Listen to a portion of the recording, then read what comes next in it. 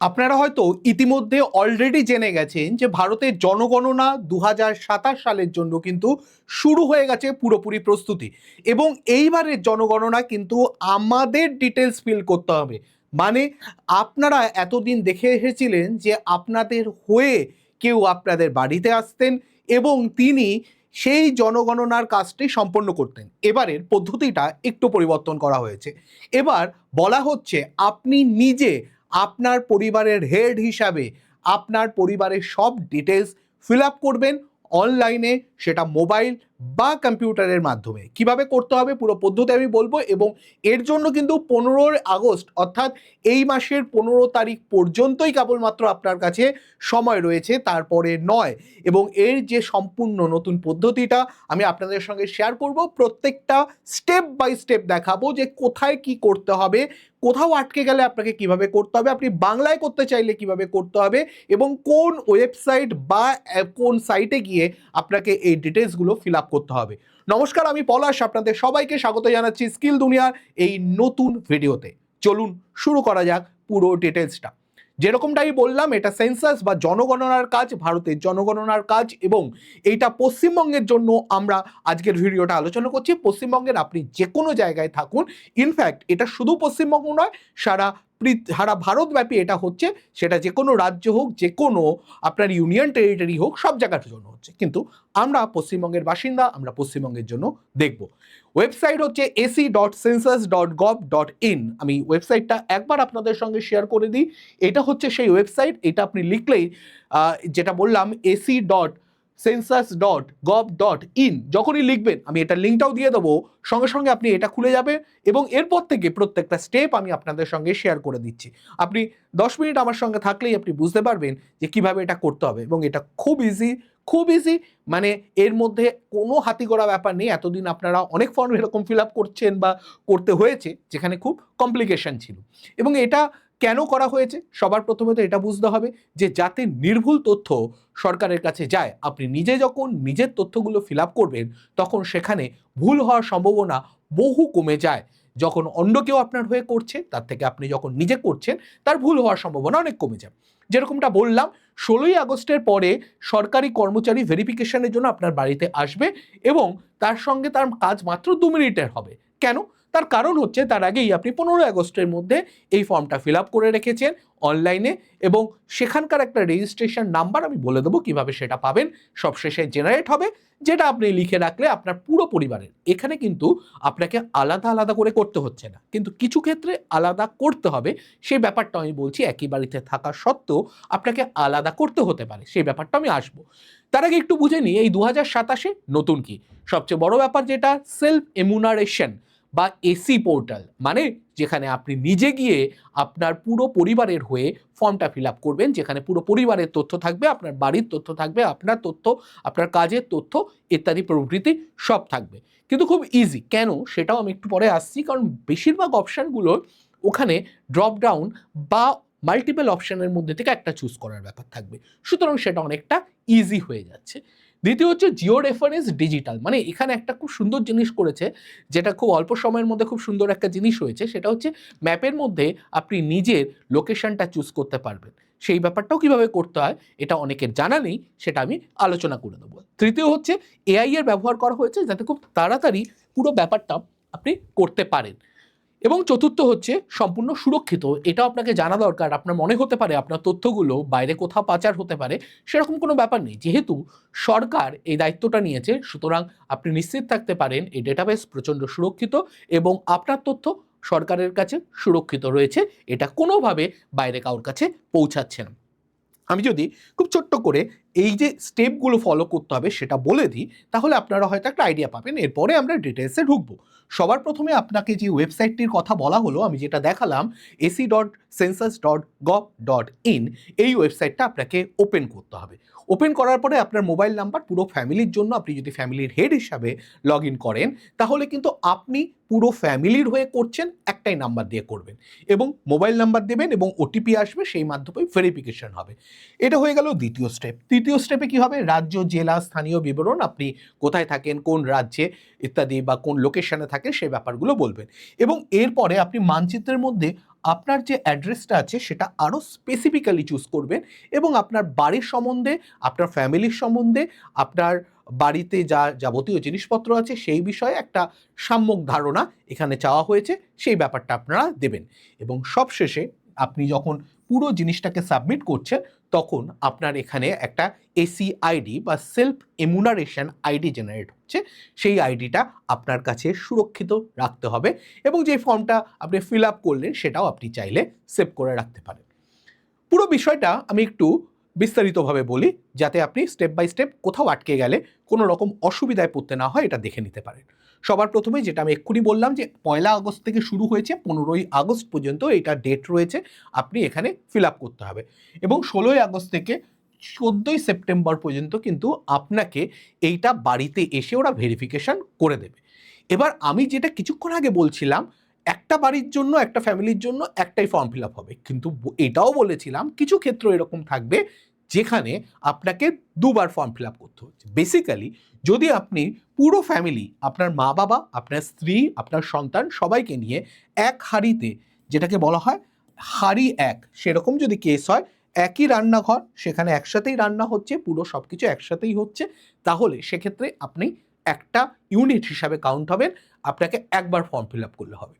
সেক্ষেত্রে আপনার যদি দুটো হাঁড়ি হয়, মানে হাঁড়ি আলাদা হয়, আলাদা হাঁড়ি হয় দুটো, একটা ফ্যামিলিতে আপনারা ধরুন আপনি, আপনার ফ্যামিলি আলাদা, আপনার দাদার ফ্যামিলি আলাদা, আপনার ভাইয়ের ফ্যামিলি আলাদা, আপনার মা বাবা আলাদা, সব জায়গায় যদি আলাদা আলাদা রান্না হয়, আলাদা আলাদা রান্নাঘর থাকে, আলাদা আলাদা আপনাদের ফ্যামিলি হিসাবে কাউন্ট হবে, সেক্ষেত্রে আলাদা আলাদা ফর্ম ফিল আপ করতে হবে, দুটো তিনটে যাই হোক না কেন।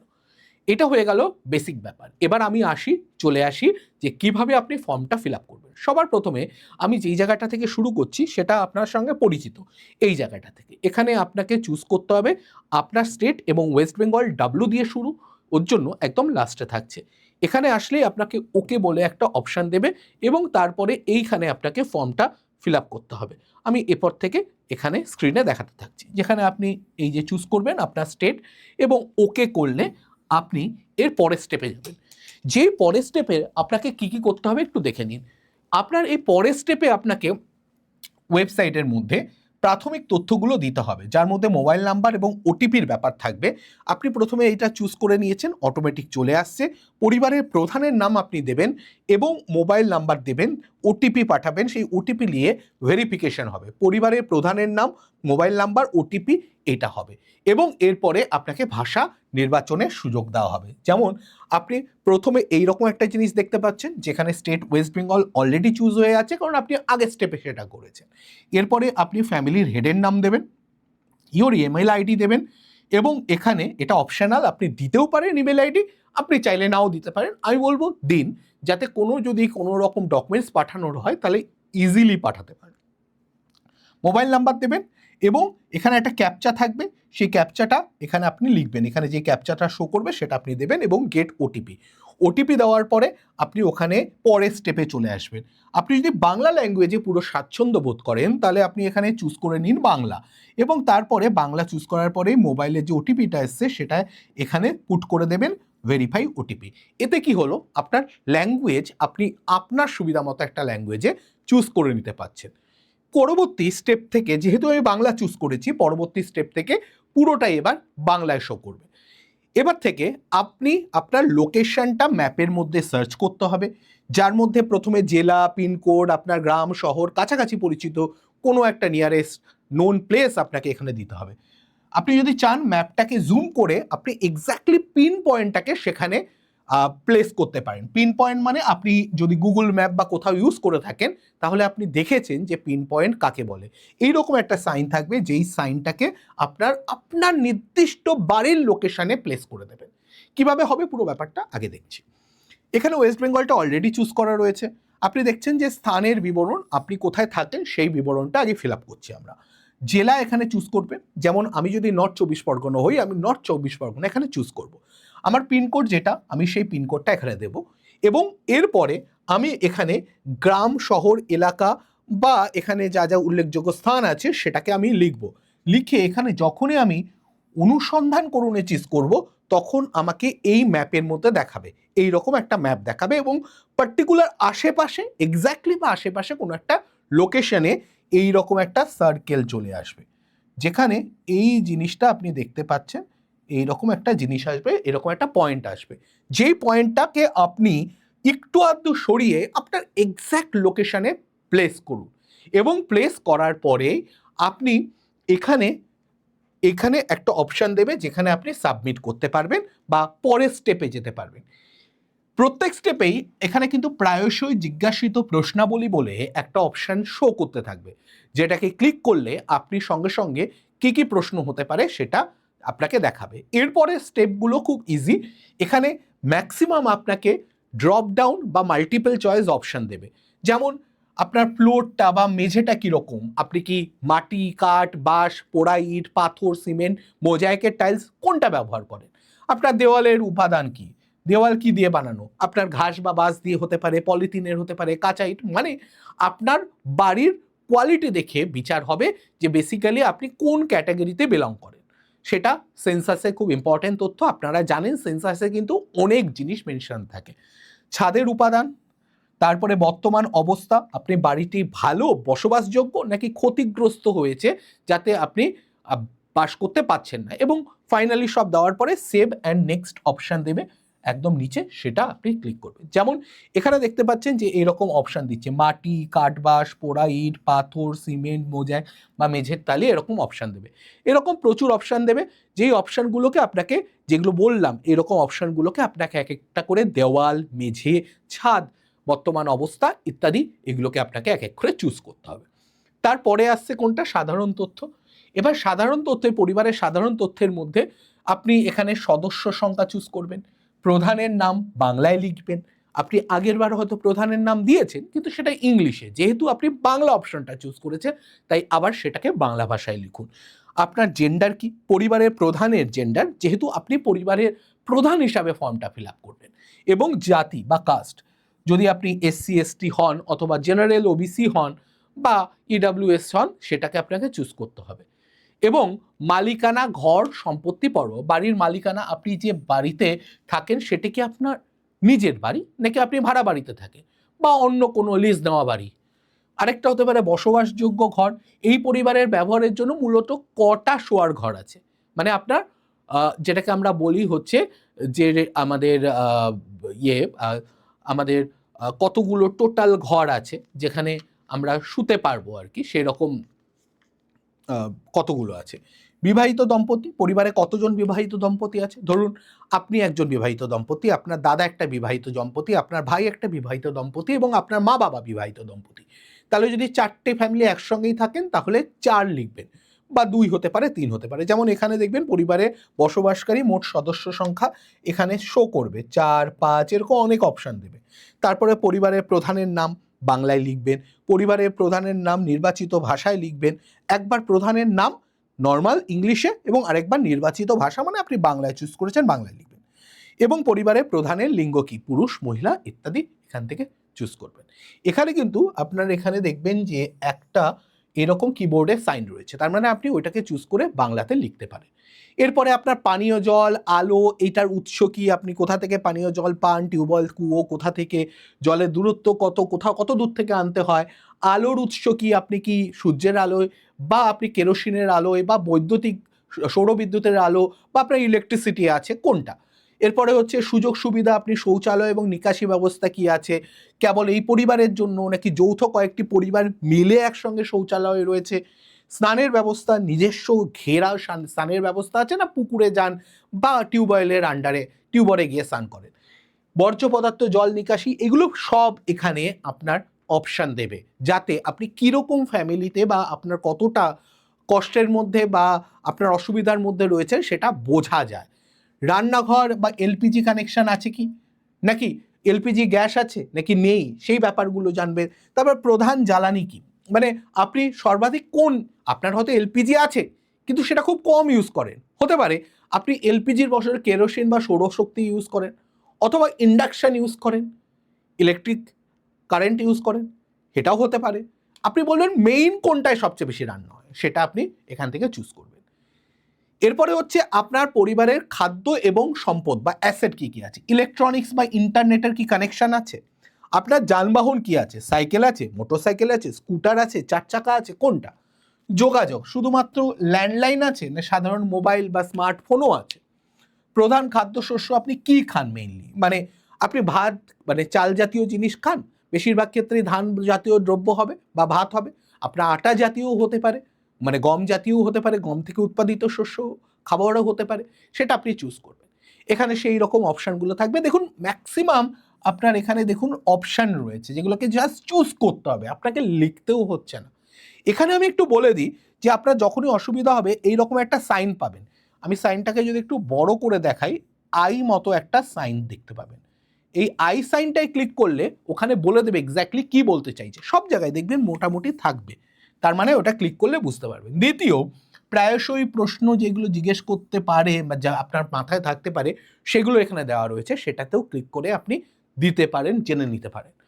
এছাড়া আপনাকে এরকম পুরো লিস্ট থাকবে। এবার ধরুন কোনো পয়েন্ট যদি আপনি মিস করে যান বা ডেটা যদি না দিয়ে থাকেন, আপনাকে এরকম একটা লাল দিয়ে এরার দেখাবে। যেমন এখানে বলছে বিবাহিত দম্পতির সংখ্যা মোট সদস্যের সংখ্যার থেকে কম হতে হবে, ভুল দিলেও বা মিস করে গেল। যেমন এখানে 4 দিয়েছেন, আপনি বলেছেন 4 জন ফ্যামিলি মেম্বার আর 10 জন হচ্ছে, 10টা হচ্ছে বিবাহিত দম্পতি, হতে পারে না, কমই হবে, সমান বা কম হবে, তো সেক্ষেত্রে এটা হবে। ধরুন আপনার যদি 6 জন থাকে তাহলে ম্যাক্সিমাম 3টে বিবাহিত দম্পতি হতে পারে, রাইট, সেই ব্যাপারটা বলেছে। এবার আপনি সেভ করুন এবং পরবর্তী পর্যায়ে এগিয়ে যান, সেই অপশনটা চুজ করলেন। এবার আপনার হচ্ছে ফাইনালি দেখাবে, আপনার যদি কোনো চেঞ্জ করার হয় সেটাকে চেঞ্জ করবেন এবং সাবমিট করবেন। কীরকম, সবার প্রথমে এইরকম পুরো জিনিসগুলো দেখাতে থাকবে একটার পর একটা, ঠিক আছে, আপনি সব চেক করুন ভালো করে যে আপনি সব ঠিকঠাক করেছেন কিনা, তারপরে আপনি এখানে ড্রাফট হিসাবে সেভ করে রাখতে পারেন এবং তথ্য পরিবর্তনের জন্য ফিরে যাওয়া অপশানে যদি ক্লিক করেন তাহলে আপনি চেঞ্জও করতে পারবেন এবং নিশ্চিত হয়ে গেলে আপনি সাবমিটও করতে পারবেন। সাবমিট করার পরে আপনার এখানে একটা এআরএন নাম্বার আসবে, এআরএন নাম্বারটাকে আপনাকে সেভ করে রাখতে হবে, এটা 16ই আগস্টের পর আপনার বাড়িতে যখন লোক আসবে তখন কিন্তু আপনাকে এটা দেখাতে হবে। এই যে এইচ দিয়ে শুরু একটা নাম্বার দেখাবে, সেই নাম্বারটা আপনি সেভ করে রাখবেন, স্ক্রিনশট নিয়ে রাখতে পারেন বা অবশ্যই লিখে তো রাখবেনই, অ্যাটলিস্ট স্ক্রিনশটও নিয়ে রাখতে পারেন। আবারও বলে দিচ্ছি, এখানে আপনাকে এখানে যে ac.census.gov.in এ আপনাকে যেতে হবে, হেল্পলাইন নাম্বার, আপনার যদি কোথাও কোনো অসুবিধা হয় 1855 আপনি কল করে নিতে পারেন আপনার যদি কোনো ডাউট হয়, এবং যদি একান্ত না পারেন চেষ্টা করুন অবশ্যই করে নেওয়ার, না হলে হয়তো 16 তারিখের পরে যখন আপনার বাড়িতে আসবে তখনও আপনাদের হেল্প করে দিতে পারে ফর্মটা ফিল আপের জন্য। এবার যদি ভিডিওটা আপনাদের মনে হয় যে কাজে লেগেছে, ভালো হয়েছে, তাহলে অবশ্যই ভিডিওটাকে লাইক করুন এবং আপনাদের পরিচিত সবার সঙ্গে শেয়ার করুন, কারণ 15 তারিখ পর্যন্ত টাইম আছে, তারপরে আর টাইম নেই, তার মধ্যে আপনাদের শেষ করতে হবে। যদি এই ভিডিওটা আপনি একবার দেখে নেন, আমি গ্যারেন্টি দিচ্ছি আপনাদের আর কোথাও কোনো অসুবিধা হবে না। পজ করে করে স্টেপগুলো আমার সঙ্গে সঙ্গে ফিল আপ করতে থাকুন। আর আজকের ভিডিওটা এই পর্যন্তই রাখছি, আশা করি ভিডিওটা আপনাদের জন্য হেল্পফুল হবে, আপনাদের সকলের সঙ্গে এটাকে শেয়ার করুন, আমাদের চ্যানেলটাকে সাবস্ক্রাইব করুন, আমাদের পাশে থাকুন, দেখা হবে নতুন কোনো ভিডিওতে। নমস্কার, জয় হিন্দ, জয় ভারত, জয় পশ্চিমবঙ্গ।